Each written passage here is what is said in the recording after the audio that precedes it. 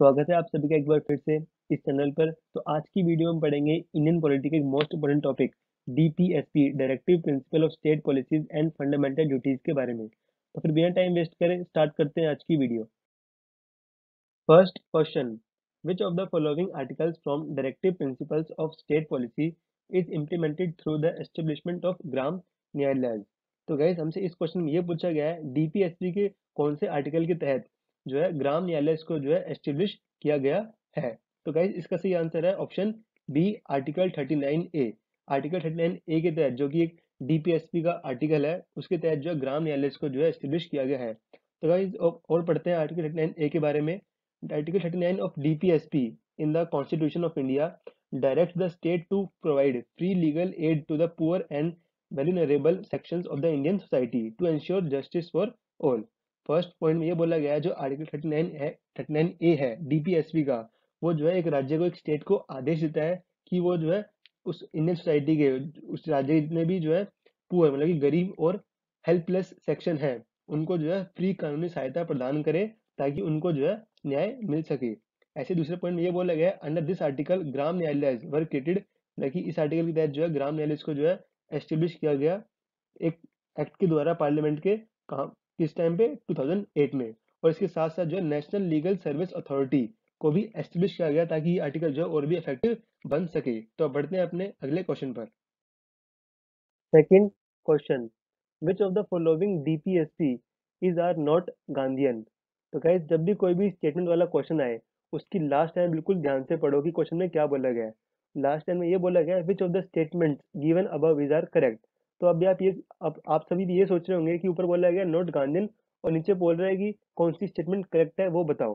तो question guys बिल्कुल ध्यान से पढ़े। ऊपर बोला गया है कौन सी डीपीएसपी जो है गांधीयन नहीं है, और हमसे नीचे बोला गया है इनमें से कौन सी स्टेटमेंट जो है करेक्ट है। तो गाइस हमें यही बताना है कि जो सी इन स्टेटमेंट में से जो 1 2 3 स्टेटमेंट दे रखी है हमें ये बताना है कौन सी गांधीयन नहीं है, और जो सी गांधीयन नहीं होगी वही तुम्हारा करेक्ट आंसर होगा। तो यही हमसे बोला गया कौन सी स्टेटमेंट जो है वो करेक्ट है, मतलब कि जो स्टेटमेंट गलत है वो हमारी स्टेटमेंट यहाँ पे करेक्ट आंसर होगा। तो क्वेश्चन में बिल्कुल कंफ्यूज नहीं होना। एग्जामिनर जो है ऐसे ऐसे ऑप्शन और ऐसी ऐसी लैंग्वेज को घुमा फिरा के लिखते हैं ताकि जो है स्टूडेंट जो है पेपर में कंफ्यूज हो जाए। तो गाइस इसका सही आंसर है option B, first and second only. तो फर्स्ट और सेकंड जो है वो नॉट गांधी नहीं है, इसीलिए फर्स्ट और सेकंड जो है वो करेक्ट स्टेटमेंट है। तो गाइस अब बढ़ते हैं अपनी नेक्स्ट स्लाइड पर जहाँ पे इस क्वेश्चन को और भी अच्छे से पढ़ेंगे। तो गाइस हमसे क्वेश्चन में ये पूछा गया था कि इनमें से कौन सी स्टेटमेंट जो है वो गांधी नहीं है। तो जो फर्स्ट और सेकंड स्टेटमेंट थी वो गलत थी, मतलब कि वो गांधी नहीं थी। जो उस क्वेश्चन में थर्ड स्टेटमेंट थी वो बिल्कुल सही थी, वो जो है गांधी जी की आइडियोलॉजी से ली गई थी। और जो गाइस वो थर्ड स्टेटमेंट थी वो यहाँ पे लिखी हुई है promote self rule and establish village panchayat provide necessary powers and authority so that they can function as units of self government, जो कि आर्टिकल 40 में बताया गया है। तो गाइस जो थर्ड स्टेटमेंट थी वो यहाँ पे फर्स्ट पॉइंट में आपको लिख के मैंने बता दी है। ये गाइस ये रहा हमारा फर्स्ट पॉइंट, जो यहाँ पे थर्ड स्टेटमेंट थी वो यहाँ पे फर्स्ट उस मैंने पॉइंट में लिखी हुई है, जो कि गांधी जी की आइडियोलॉजी से ली गई थी। और बाकी की जो फर्स्ट और सेकंड स्टेटमेंट थी क्वेश्चन में वो गलत थी, वो नहीं ली गई थी गांधी जी की आइडियोलॉजी से। और जो गाइस बाकी की जो डीपीएसपी है जो कि गांधी जी की आइडियोलॉजी से ली गई है वो मैंने यहाँ पे लिख दी है। टोटल 6 जो है डीपीएसपी है जो कि गांधी जी की आइडियोलॉजी से ली गई है, जो कि आर्टिकल 40 में मैं आपको बता चुका हूँ। ऐसे ही आर्टिकल 43 जो है वो भी लिया गया है, आर्टिकल 43 बी भी लिया गया है, आर्टिकल 46 भी लिया गया है, आर्टिकल 47 भी लिया गया है और आर्टिकल 48 भी लिया गया है। आप इनको जो है डिटेल में पढ़ सकते हैं, मैंने यहाँ पे पूरा जो है उनके बारे में लिख दिया है। तो गैस अब बढ़ते हैं अपने अगले क्वेश्चन पर। Third question, which one of the following statements relating to the directive principles of state policy is not correct। तो गाइस हम बताने में से कौन सी स्टेटमेंट जो है वो करेक्ट नहीं है, मतलब कि गलत है। तो गाइस इसका सही आंसर है option D, the directive principle are directed in making India an advanced capitalist country of the world. जो ये स्टेटमेंट है वो डीपीएसपी के बारे में गलत है, और जो बाकी की तीनों स्टेटमेंट है ऊपर की ए बी सी ये बिल्कुल सही है। ऐसी फर्स्ट स्टेटमेंट में ये बोला गया है the provisions contained in part 4 of the constitution of India shall not be enforceable by any court. मतलब कि जो प्रोविजन है, जो डीपीएसपी का प्रोविजन है वो पार्ट 4 में बताया गया है हमारे कॉन्स्टिट्यूशन के और ये जो है किसी भी कोर्ट के द्वारा इसको जो है एनफोर्स नहीं किया जा सकता। जैसे कि आप देखते हैं जो हमारी फंडामेंटल राइट्स है, अगर हमारे कोई फंडामेंटल राइट्स का उल्लंघन करता है तो हम जाके कोर्ट में केस कर सकते हैं। पर डीपीएसपी के साथ जो है उल्टा है, अगर डीपीएसपी का कोई उल्लंघन करता है तो हम जाके जो है कोर्ट में उसके बारे में केस नहीं कर सकते। फंडामेंटल राइट्स में केस कर सकते हैं बट डीपीएसपी में जो हम उसका जो है केस नहीं कर सकते उसके ऊपर। ऑप्शन बी में बोला गया है the directive principle of state policies are fundamental in the governance of the country, मतलब कि ये फंडामेंटल है हमारी गवर्नेंस ऑफ द कंट्री में। ऑप्शन स्टेटमेंट सी जो उसमें बोला गया है it shall be the duty of the state, ये मतलब कि ड्यूटी है स्टेट की कि वो अप्लाई करे डीपीएसपी को जब वो लॉ को बनाए, मतलब कि ये जो है किसी भी स्टेट की जो है ड्यूटी है कि वो डीपीएसपी को जो है अप्लाई करे जब वो अपना लॉ कोई बना रहे हैं। तो गाइस इसी क्वेश्चन के बारे में थोड़ा और पढ़ेंगे अपनी नेक्स्ट स्लाइड में, तो फिर बढ़ते हैं अपनी नेक्स्ट स्लाइड पे। तो गाइस जैसा कि मैं आपको पहले ही बता चुका हूँ, जो हमारे डीपीएसपी है वो जो हमारे पार्ट 4 में बताया गया है कॉन्स्टिट्यूशन के, जो कि आर्टिकल 36 और 251 के अंदर आते हैं। ऐसे जो डायरेक्टिव प्रिंसिपल जो है वो नॉन जस्टिसेबल है, जैसे मैंने आपको बताया कि आप इनके बारे में जो है जाके कोर्ट में केस नहीं कर सकते, और अगर फंडामेंटल राइट्स का आपको उल्लंघन करता है तो उस केस में हम जो है कोर्ट में जाके उसके ऊपर केस कर सकते हैं। बट डीपीएससी में जो बिल्कुल उल्टा है, हम इसमें जाके कोर्ट में जो कोई भी केस नहीं कर सकते। ऐसे ही they are not legally enforceable by the courts for their violation, जैसे मैंने आपको बताया, और इसीलिए जो गवर्नमेंट है जो है उसको मजबूर नहीं कर सकती कि उनको इम्प्लीमेंट किया जाए। इसी वजह से जो है गवर्नमेंट भी जो है मजबूर नहीं कर सकती किसी को भी कि वो उसको इम्प्लीमेंट करे। बट इसी दौरान जो है कॉन्स्टिट्यूशन इन आर्टिकल 37 जो कि पार्ट 4 के अंदर आता है, वो ये कहता है कि जो ये प्रिंसिपल्स है ये जो है फंडामेंटल है हमारी गवर्नेंस ऑफ द कंट्री में, and it shall be a duty, मतलब ड्यूटी है स्टेट की to apply these principles in making law. लेकिन जो आर्टिकल 37 है डीपीएसपी का, वो ये भी कह रहा है कि जो ये जो आर्टिकल्स हैं, जितने भी डीपीएसपी है ये फंडामेंटल है, और एक स्टेट की ड्यूटी है कि वो कोई भी अगर लॉ बना रही है तो उसमें जो है वो डीपीएसपी को भी इंक्लूड करे। अब थर्ड फोर्थ पॉइंट है these principles reflect the ideology of socialism, Gandhian and liberalism, मतलब कि जो डीपीएसपी है ये जो है शो करते हैं आइडियोलॉजी किसकी, सोशलिज्म की, गांधीयन की और लिबरलिज्म की। इस पे भी गाइस एक क्वेश्चन आ सकता है पेपर में, आपसे ये पूछ लें कि डीपीएसपी जो है वो किस चीज की जो है आइडियोलॉजी शो करता है, और आपको 4 ऑप्शन दे देंगे जिसमें 3-3 के ग्रुप बने होंगे, तो उसका सही आंसर होगा सोशलिज्म की करता है, गांधीयन की करता है और लिबरलिज्म की करता है। ऐसे मैंने जो है नीचे सोशलिज्म में कौन कौन से आर्टिकल आते हैं डीपीएसपी के, गांधीयन में कौन कौन से आते हैं और लिबरलिज्म में कौन कौन से आर्टिकल आते हैं डीपीएसपी के, वो लिख दिया है। तो गाइज अब बढ़ते हैं अगले क्वेश्चन पर। Fourth question, which one of the following articles of the DPSP deals with the participation of workers in management of industries? तो अगर हमसे ये पूछा गया है इनमें से कौन सा आर्टिकल जो है वर्कर का पार्टिसिपेशन किसमें, मैनेजमेंट ऑफ इंडस्ट्रीज में जो है वो बताया गया है, कौन से डीपीएसपी में हमें बताया गया है कि वर्कर्स का पार्टिसिपेशन होना चाहिए मैनेजमेंट ऑफ इंडस्ट्रीज में। तो गाइज इसका सही आंसर है ऑप्शन डी, आर्टिकल 43 ए में बताया गया है कि जो वर्कर्स का जो है पार्टिसिपेशन होना चाहिए मैनेजमेंट ऑफ इंडस्ट्रीज में। अब गाइज इसके बारे में थोड़ा और पढ़ते हैं। तो गाइज जो हमारा आइडिया है किसका, जो हमारा आइडिया है directive principle of state policies का, वो हमने कहाँ से बोरा किया है, वो हमने बोरा किया है इरिश कॉन्स्टिट्यूशन से। ठीक है, ये भी एक काफी इंपॉर्टेंट पॉइंट है, जो हमारे डीपीएसपी का जो आइडिया है वो लिया गया है इरिश कॉन्स्टिट्यूशन से। ऐसे ही आर्टिकल 41 में बताया गया है right to work, right to education and right to public assistance in certain cases. ऐसे ही आर्टिकल 43 ए में बताया गया जो जिसमें कि एक पूरा क्वेश्चन आ गया है। ऐसे ही आर्टिकल 41 के ऊपर भी क्वेश्चन आ सकता है, आर्टिकल 48 के ऊपर भी आ सकता है, आर्टिकल 51 के ऊपर भी आ सकता है, ये कुछ इंपॉर्टेंट आर्टिकल्स हैं। ऐसे ही आर्टिकल 43 के ए में बताया गया है participation of workers in management of industries. Article 48 A में बताया गया है it provides for protection and improvement and safeguarding of forest and wildlife. ऐसे ही आर्टिकल 51 में बताया गया है promotion of international peace and security. तो गैस ये थे कुछ इंपॉर्टेंट आर्टिकल्स। तो अब बढ़ते हैं अपने अगले क्वेश्चन पर।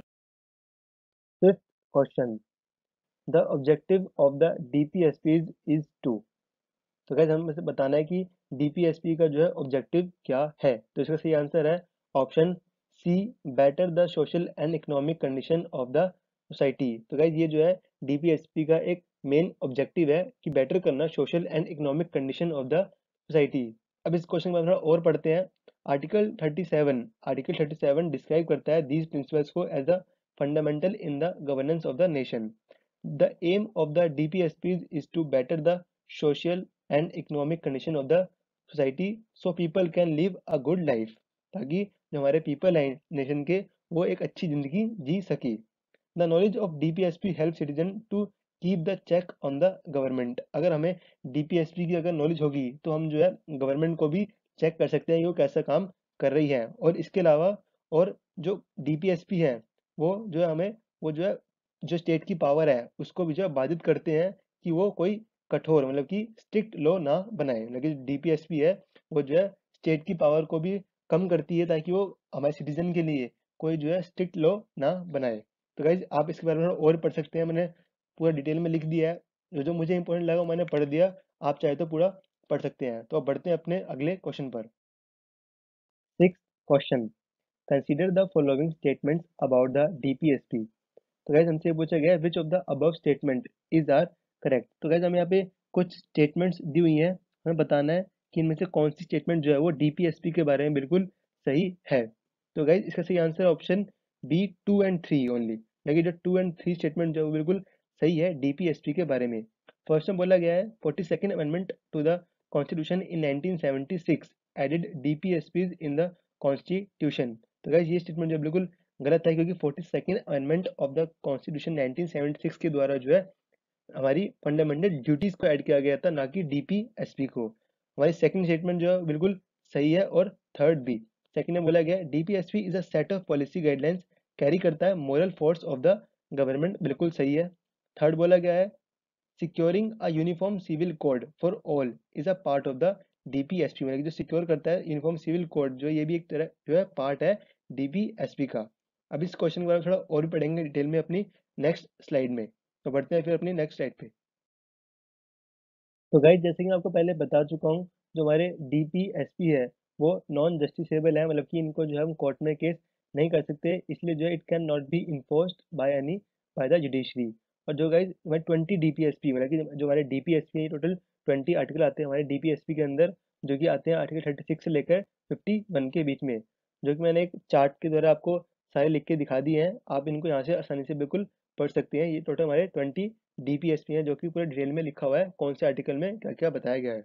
ऐसे ही हमारे लास्ट में 42nd amendment of to the constitution in 1976 inserted a list of fundamental duties, जो कि मैं आपको पहले ही क्वेश्चन में बता चुका हूँ। जो हमारी फर्स्ट स्टेटमेंट थी इस क्वेश्चन की वो गलत थी, क्योंकि उसमें बोला गया था 42nd अमेंडमेंट के द्वारा जो कि 1976 में आया था, उसमें जो है DPSP को लाया गया था, जो कि बिल्कुल गलत है।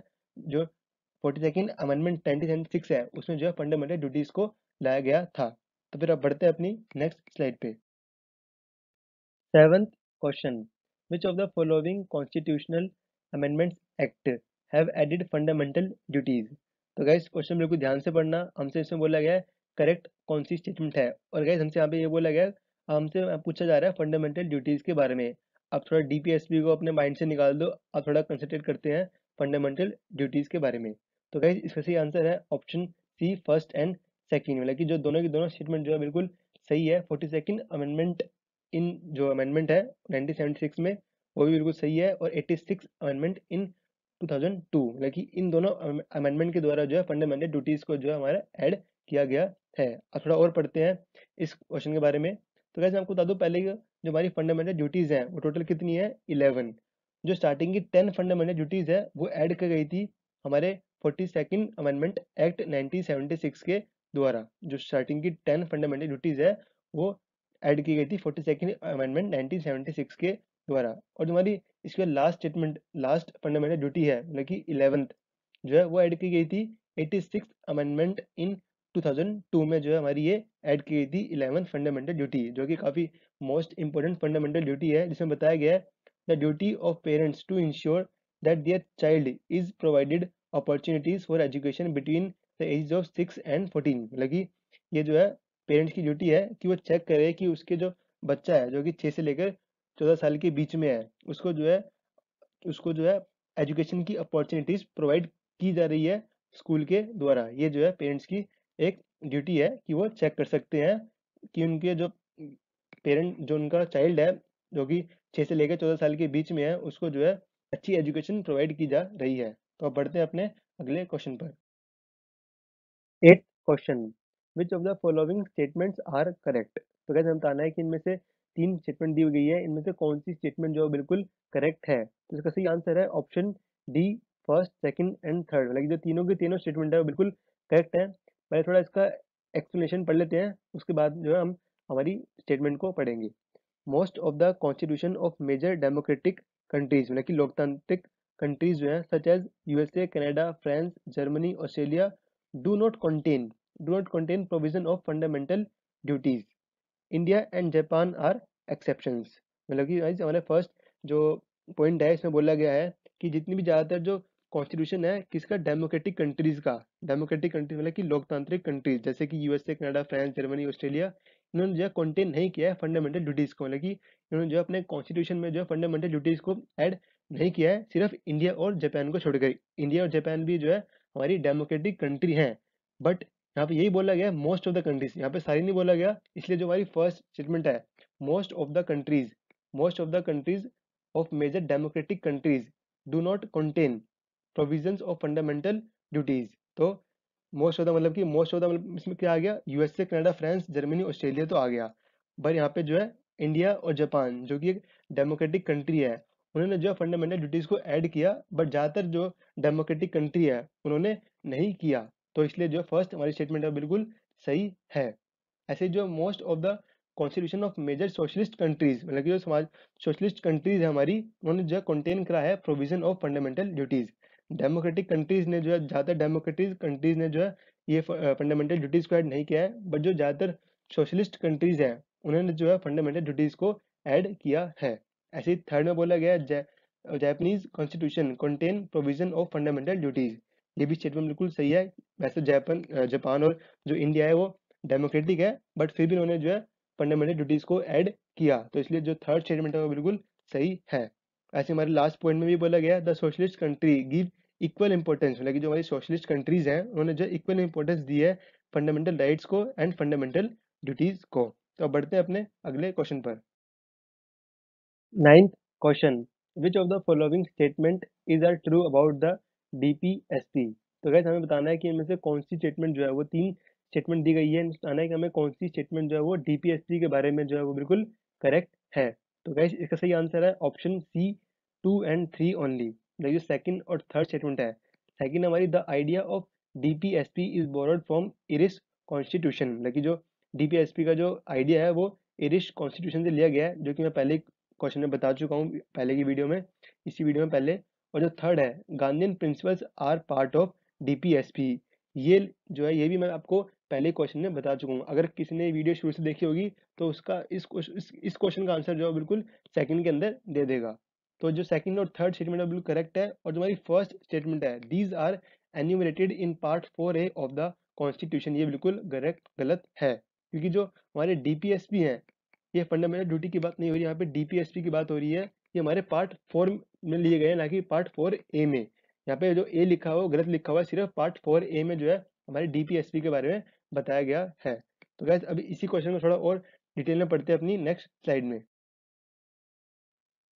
तो गैस जैसे हमने कि पहले पढ़ा, जो हमारी जो पहला क्वेश्चन था उसमें फर्स्ट स्टेटमेंट जो बिल्कुल गलत थी, क्योंकि जो डीपीएसपी है वो उसके बारे में जो पार्ट 4 में बताया गया है।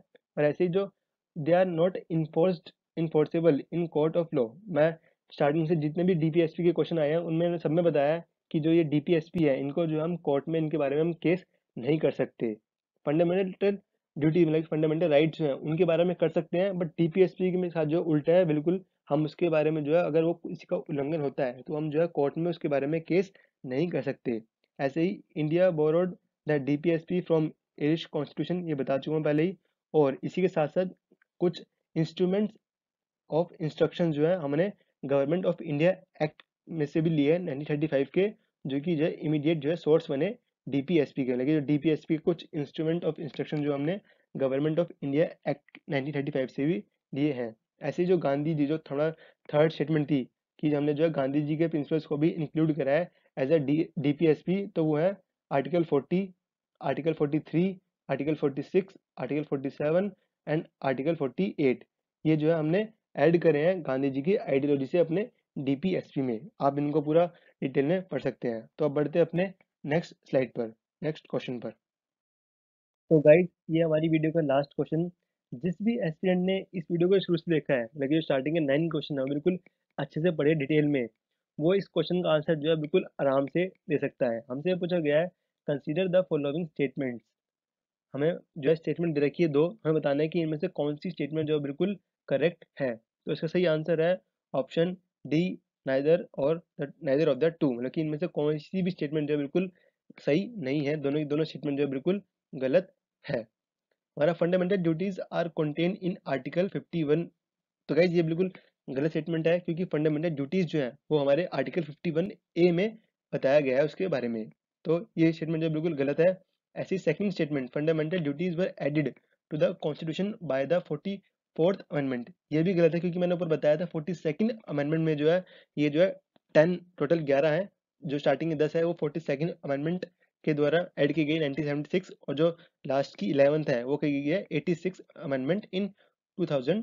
तो गाइस इसको थोड़ा और डिटेल में पढ़ते हैं। The fundamental duties are contain in article 51A of the constitution, ये बिल्कुल सही है। 10 fundamental duties were added to the constitution by the 42nd amendment in 1976, ये बिल्कुल सही है। और जो 11th है, लास्ट फंडामेंटल ड्यूटी है, वो कही गई है 86 अमेंडमेंट 2002 में, जो कि बताती है कि ड्यूटी है पेरेंट्स की वो इंश्योर करे कि उनके बच्चे को जो है एजुकेशन की अपॉर्चुनिटीज मिल रही है, वो जो कि 6 साल से लेकर 14 साल के बीच में उनका बच्चा होना चाहिए। तो गाइस ये था हमारा लास्ट क्वेश्चन। तो अगर आपको किसी भी क्वेश्चन में कोई भी डाउट हो तो प्लीज़ कमेंट बॉक्स में मेंशन करिए। Till then keep watching, keep studying.